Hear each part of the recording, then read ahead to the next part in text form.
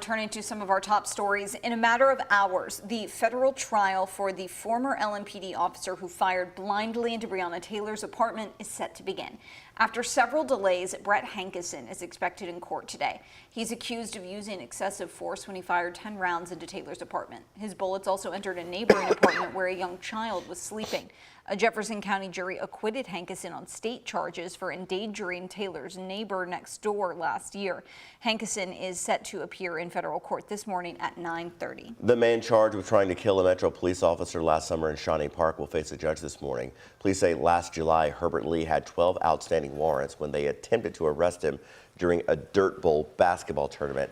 During the attempt, police say Lee shot an officer in his bullet-resistant vest. Lee is charged with several crimes, including attempted murder of a police officer and evading arrest.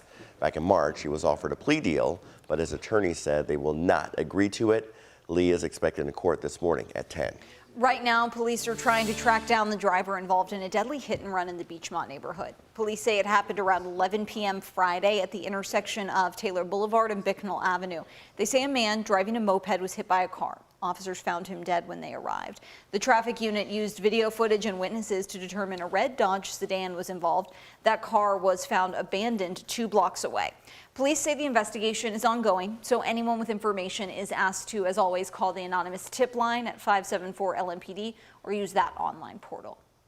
Right now, data show drug overdoses in the Commonwealth are on the decline. A recent report from the Justice and Public Safety Cabinet says overdose deaths in 2022 were down 5% from 2021. And while that is a significant decrease, of course, the data paints a much different picture for Black Kentuckians. WHAS11's Taylor Woods talked to the Louisville Recovery Center about this health disparity. Fentanyl has become one of the leading opioid addictions, making addiction difficult to recover from. Although Kentucky has faced a 5% decrease in overdose deaths in 2022 compared to 2021, the Kentucky Justice and Public Safety Cabinet reports an 8% increase in opioid overdose deaths among Black Kentuckians. Patrick Dunn, owner of Louisville Recovery Center, says the lack of access to health care is to blame. When it comes to African American versus other populations, culturally, there's been a health disparity. There's no question.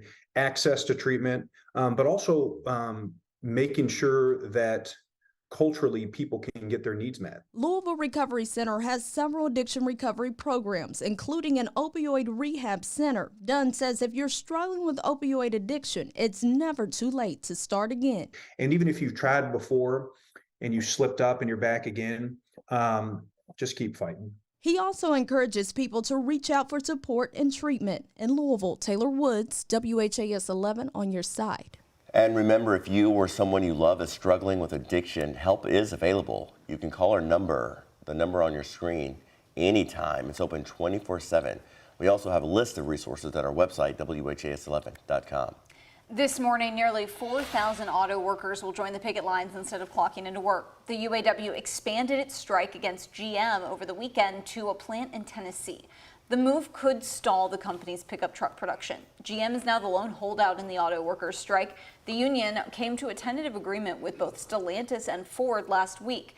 Included in that Ford deal, Ford is investing more than $8 billion in its plants. That includes $1.2 billion for 2 plants here in Kentuckiana. The money will go towards ramping up new electric vehicle production at the Louisville Assembly Plant and pickup and SUV production at the Kentucky Truck Plant. The investment also includes money for KTP to start churning out hybrid versions of the Ford Expedition and Lincoln Navigator. A house in the Portland neighborhood is a total loss after a car crashed into it, then caught on fire.